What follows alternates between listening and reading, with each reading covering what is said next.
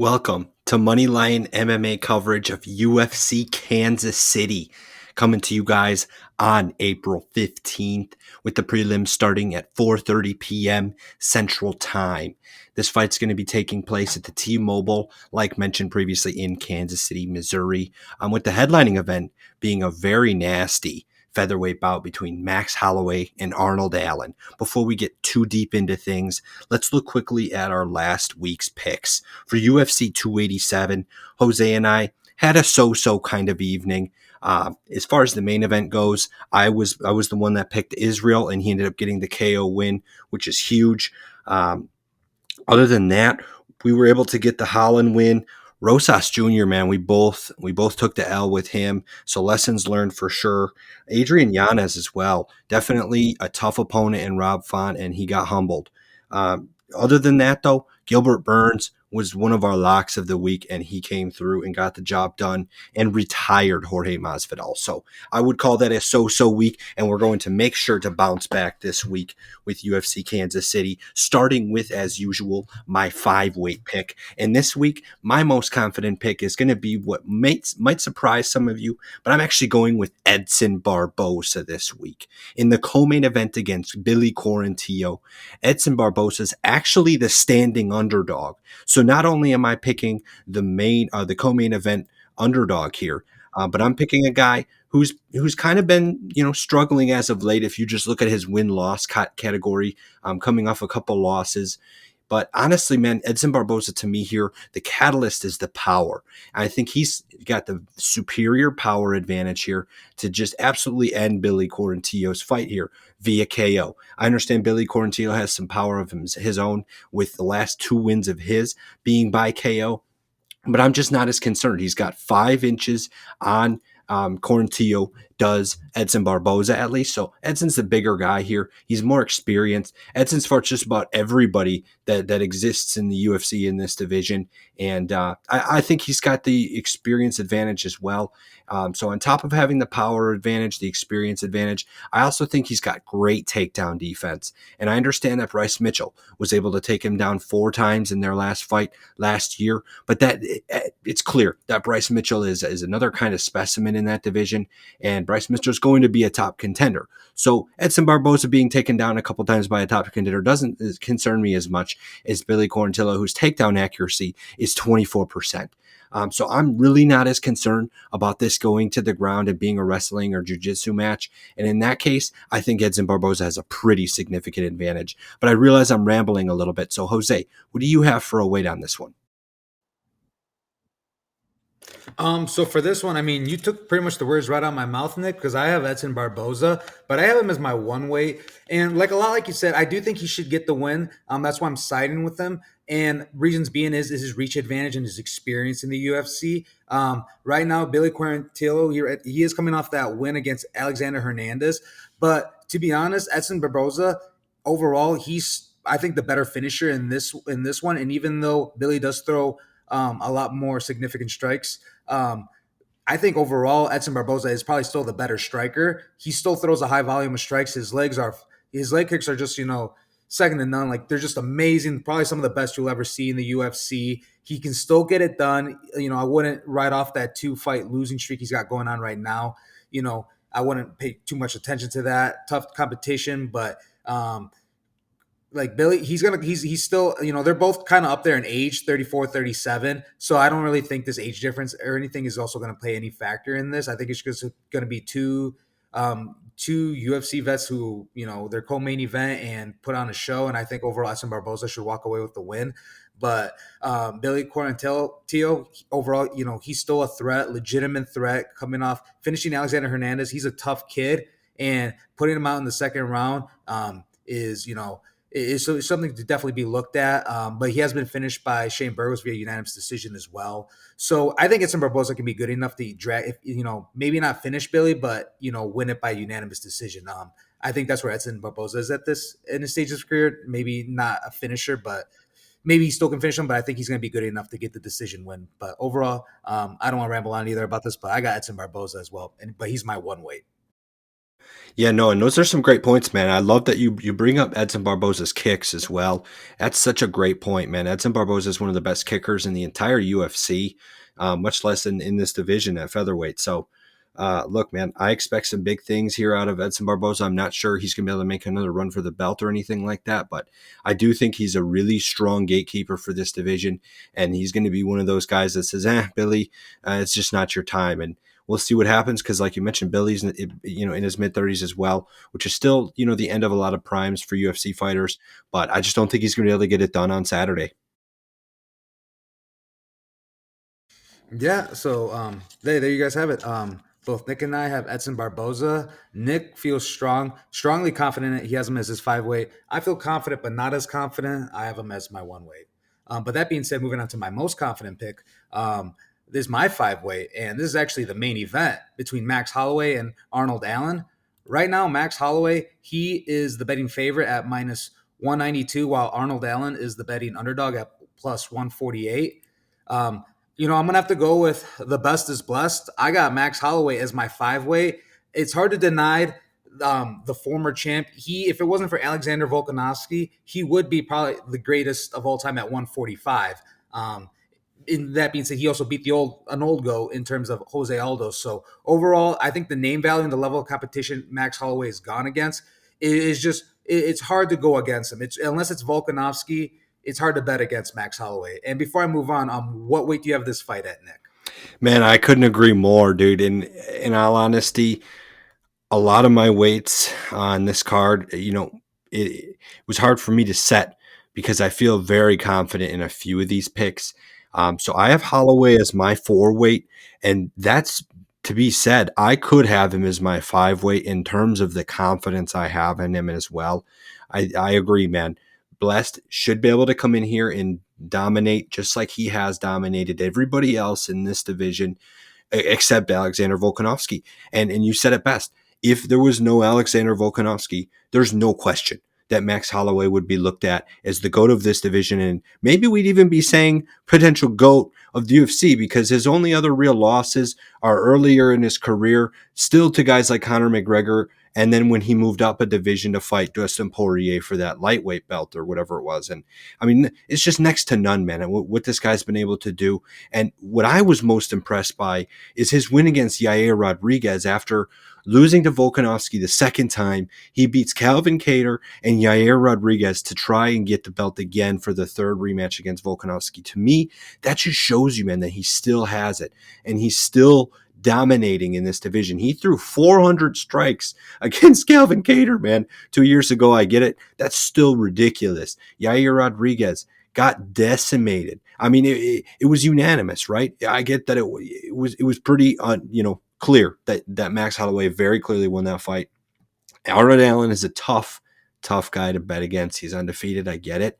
But Arnold Allen's best win is against Calvin Kattar. And Max Holloway makes easy work of Calvin Kattar, man. It's just crazy. I think Max Holloway's reach advantage shows, or at least height advantage. The reach advantage seems to be kind of similar here. They're both about 70-inch reach. So I guess there really is no quote-unquote advantage, but I do think the size difference will be shown, and Max Holloway will be able to kind of command the separation he wants.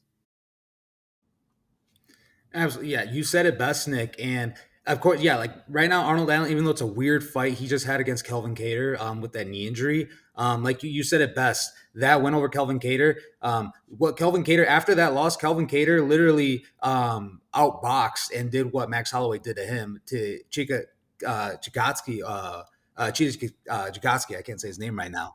Jakazi, yeah, right now. He literally outboxed and outclassed him as well. So that shows, Max Holloway is in Yair Rodriguez right now being the interim champ. Yair Rodriguez is beating really good dudes, not just anyone like the guys he's beating still besides Volkanovski. That even afterwards, they're showing like, yo, they still in it. Like Yair Rodriguez went on to get the interim title, and Kelvin Kattar, he's been kind of up and down, but the fight he came back after Max Holloway, he looked better than ever. And yeah, this is gonna be Arnold Allen's biggest test for sure. And for Max Holloway, I can't say the same. For him, it's definitely not going to be his biggest test. So for that's why I feel that confident in having Max Holloway as my 5 weight. Yeah, man, there's some element too of the conditioning that I wonder about. Arnold Allen's never fought in the championship rounds in his UFC career. At pretty much every one of Max Holloway's fights since 2019 have gone to the fifth round or through into decision. So, I mean, there's clearly a potential conditioning difference here too, where I could almost see Max Holloway just continuing to push Arnold Allen to the limit. We all know that Max Holloway doesn't necessarily have an insane amount of KO power. He has 10 KOs on his professional record, but most of his UFC wins come by decision. So I would definitely lean towards thinking also about, depending on what your sports book is at, looking at over on the rounds, definitely over 3.5. The only way to me that ends earlier is, of course, Arnold Allen getting a takedown and potentially submission, or a knockout by Max Holloway. But I don't see Arnold getting a KO on Holloway, and Holloway is most, of course, likely not going to submit Arnold Allen. And in the end, I like I mentioned, Holloway's takedown defense earlier, I don't think it's going to be on the ground at all, unless Arnold Allen is just better than I'm expecting him to be at takedowns. So we'll see, man. But in this case, I think you and I are both very confident here in Max Holloway getting the win.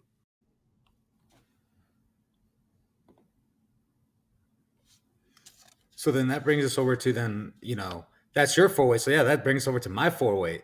And this is between the light heavyweight bout between Tanner Boser and Ian Cuțelaba. Right now, Tanner Boser, he's the betting underdog at -106, while Ian Cuțelaba, he's the betting favorite at -120. Nick, you and I were talking about this earlier. Ian Cuțelaba, he's right now on a 3-fight losing streak. Yeah, he finds himself being the slight favorite here.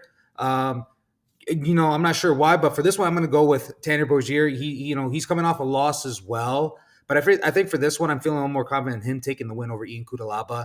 I've actually had a bad history betting with siding with Ian Cuțelaba. I think I'm 0-3 or 0-2 or whatever with him. So I just really can't trust him anymore in terms of bet on him. But what do you have this fight weight at? So I have relatively low weight on this fight.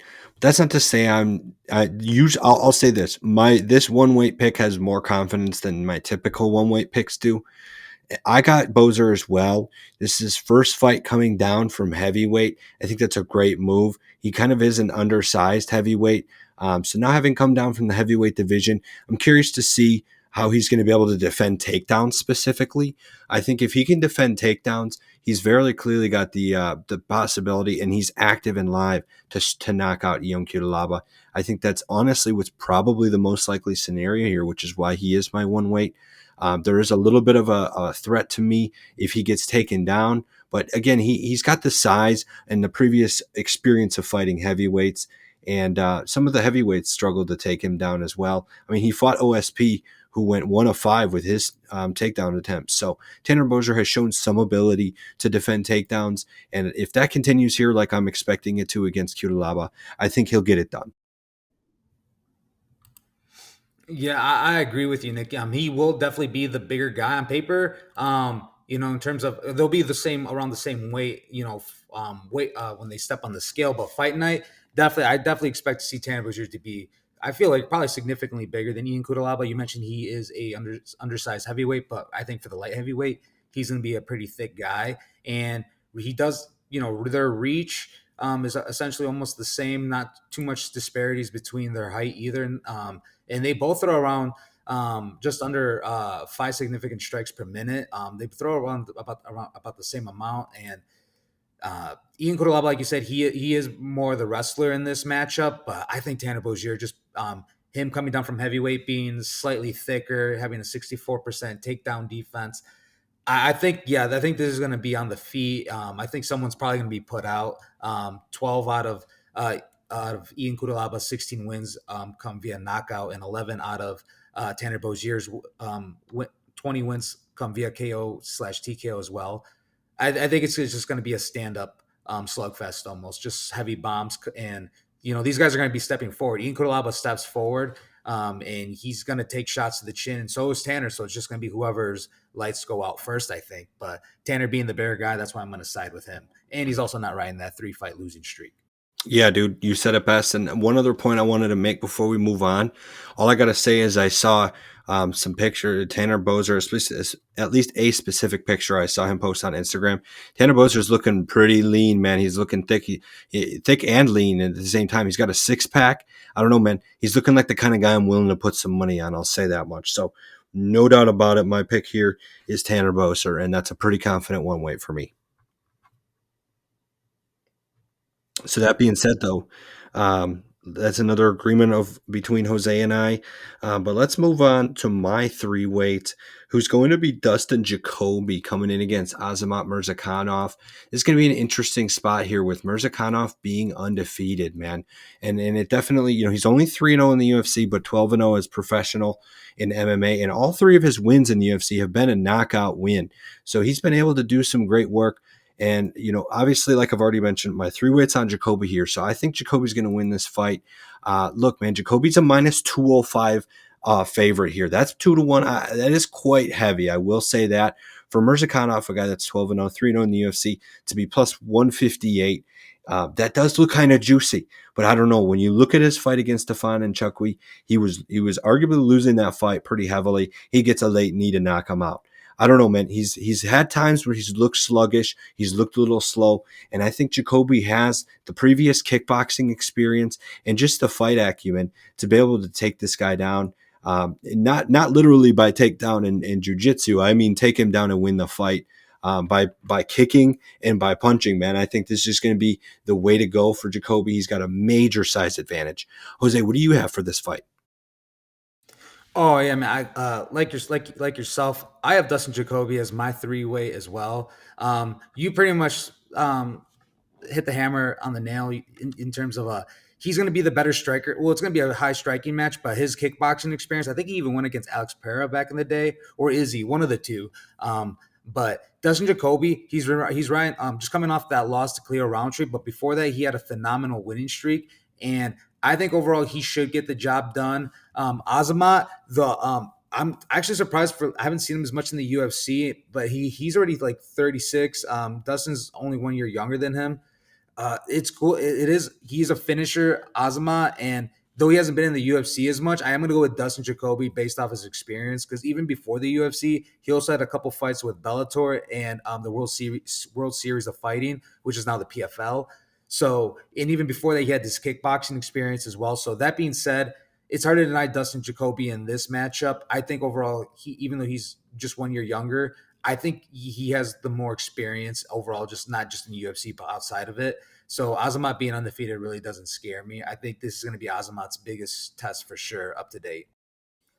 Yeah, no, and that's another good point. And we kind of mentioned that earlier, where it's like this is going to be Arnold Allen's biggest test against Max Holloway. But for Max Holloway, it's really just kind of status quo. And that's not to say that Max Holloway is overlooking Arnold Allen. I don't think that's the case at all. And clearly, neither do you. It's just a matter of these guys have been through different things in their careers. And okay, Max Holloway has a few more accolades than just Dustin Jacoby does, but you outlined it really well. Dustin Jacoby's fought for multiple professional organizations, and I know for a fact he did not beat Pereira in the Glory Kickboxing. I think Pereira actually knocked him out, but it's just the fact of the matter. It is different. It's kickboxing on top of the fact that Pereira is a former UFC champion. So I don't know, man. All that being said, I have a lot of faith in Dustin Jacoby. I honestly don't really think he lost that fight against Khalil Roundtree last year.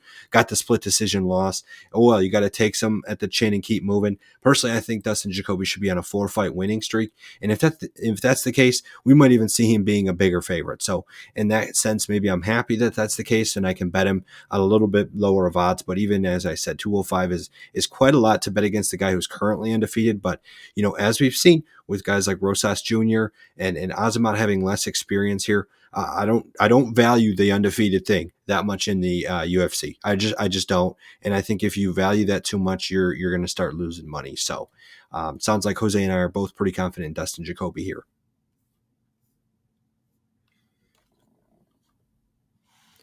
And then that just brings us, I believe we have just one more fight to talk about, right?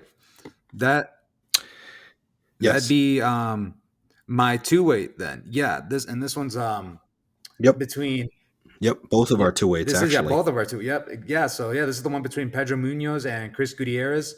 Right now, Pedro Munhoz, he is the betting underdog at plus 172, while Chris Gutierrez is the betting favorite at minus 225.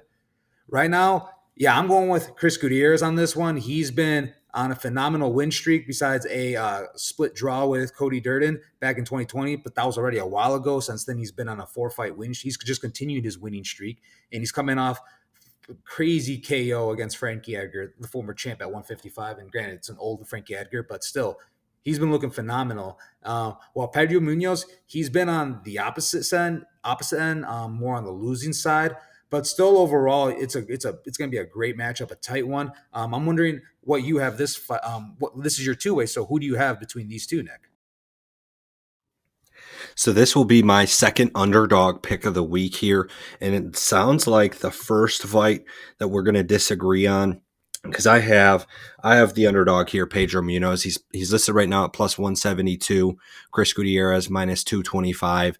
I'm picking this a lot based on value here. Munhoz has, to me, I'm looking at his previous losses and going, wow, those are some pretty tough guys to lose to. I get that he lost to Frankie Edgar in 2020. That was a split decision. Debatably didn't lose that fight in a lot of people's eyes. So I'm going to kind of scratch that one off the list. And you got nothing but champions from there, really. Dominic Cruz is an animal. And Sean O'Malley, he in my opinion, he won that round one against Sean O'Malley. And we can argue back and forth on whether or not Pedro Munhoz could have continued the fight. I don't know what he was seeing or not seeing because of that eye poke. So, some people might think he kind of backed out of it a little earlier, for a lack of a better term. But that being said, what happened, and I think Pedro Munhoz is still he's getting a little older. I understand, but I think he's at the top of his game still. I think he's going to be able to perform really well against Chris Gutierrez, who is another situation to me where he's facing his toughest match right now. Pedro Munhoz is by far the toughest guy Chris Gutierrez is going to have seen in the ring, and it's not the same for Pedro Munhoz. So it's just another reason to me. Pedro Munhoz has been there, done that. He knows what to expect, and I think he's going to command that dominance in the ring. Oh yeah, and I see where you're coming from. I mean, Pedro Munhoz, yeah, the amount, like the people he's lost to Dominic Cruz, Jose Aldo, Frankie Edgar, Aljamain Sterling. You mentioned all champs. Beating Cody Garbrandt, that is impressive. Cody Garbrandt's kind of been up and down too, and Rob Font back in the day. Chris Gutierrez, though, he's not that much younger. He's only 31, but I think his reach advantage too and his height, I think it's going to cause some problems for Pedro. Even the Sean O'Malley was the no contest because of the accidental eye poke, but even Pedro was looking good, but he was not comfortable. He definitely looked like he had to kind of split sim because of Sean O'Malley's long, lengthy reach. Granted, I don't think Chris Gutierrez is as long and is effective with his reach as Sean O'Malley can be, but I mean that doesn't mean he can't use it. I think that they both have 19 wins on their record, and so the experience wise too, I'm not sure. Maybe before that, I mean, Pedro Munhoz just has a few more. I mean, Chris Gutierrez is 3-2, so realistically, Pedro Munhoz just has 2 more fights in experience over Chris Gutierrez. So I don't know if that really does play too much. I think the biggest factor will be the caliber of fighters he's fought. But I think time maybe not be on his side. He's 36. I think maybe this loss, he may be a loss or two away too from his way out the door from the UFC. I'm not. Who's to say? But I think Chris Gutierrez, just being the younger guy with the longer reach, he has KO power. 9 out of his 19 wins, he's put a stop to it. And I'm not too worried about Pedro Munhoz's grappling game against Chris Gutierrez. Chris Gutierrez, he himself has a strong wrestling defense. He has a 73% takedown defense, while Pedro Munhoz has a 81% takedown defense. So I think it's kind of like the theme of the night. A lot of these fights, it seems like, it's going to be mostly on the feet. I don't know if this fight will come to a finish. I'm not confident enough to say one of these guys will put each other out. But overall, I think Chris Gutierrez is going to walk out victorious. So I have him as my two-way for this. So we both are just definitely on different spectrums on this two-weight then for sure. Yeah, man. I think this is gonna, for what it's worth, I think it's gonna go a little longer. I think it might be worth investigating an over on the round, over 2.5 there on that round, which it is tough because that leaves little wiggle room. But I just don't think we're gonna see a knockout from either of these guys. And you mentioned the guy with the knockout power, Chris Gutierrez, is fighting a guy in Munhoz that's never been knocked out. And I don't anticipate that to be the first case this Saturday with all the talent Munhoz has fought. I just don't see Gutierrez being the first guy to do it. So I would definitely say, as more of a neutral bet, if you don't want, if you don't necessarily have as hard of a stance listening to this, maybe just bet an over on the rounds. But I'm definitely going to continue to bet my second underdog on Munhoz, not on necessarily in any parlays, but I just think that's some insanely good value for a guy that's done pretty well against some of the top talent in the UFC. So yeah, I guess we're just gonna have to agree to disagree on our two weights then. There you guys have it. Nick has Pedro Munhoz and I have Chris Gutierrez. Yep, and quick disclaimer: there is currently, at least unless things get mixed up before Saturday, one other fight that will be on the main card: Clay Guida and Rafa Garcia at lightweight. Quick note from me that if I had to make a pick on that fight, I would take Garcia. I just think Clay Guida, he's got probably the striking like volume advantage, and I get, everybody pretty much just points to him being 41 or whatever and saying he's just old and washed up, and I don't necessarily think that's the case. But I think in the end what we might be seeing for this fight, if you're curious to hear my thoughts, is that it's going to go longer, another fight over 2.5 rounds, go to decision. And I think what's really going to turn the decision is going to be the significant strikes that Rafa Garcia can land and get the damage on Clay Guida. He might not even land as many strikes volume wise, but I think the damage is going to be clear, and that will give him the decision win. Other than that, definitely follow us on Twitter at Moneyline MMA. We're getting our picks out there every Saturday before the fights start, and ring the bell here on YouTube so you can be notified when our videos release. And feel free to comment down below. It helps get our videos out there more if we're commenting down below and having discussions on who we're betting on. So definitely keep us in the loop, because Jose and I are definitely interested to hear who you guys are betting on. But until then, we will be back next week. Thanks for listening.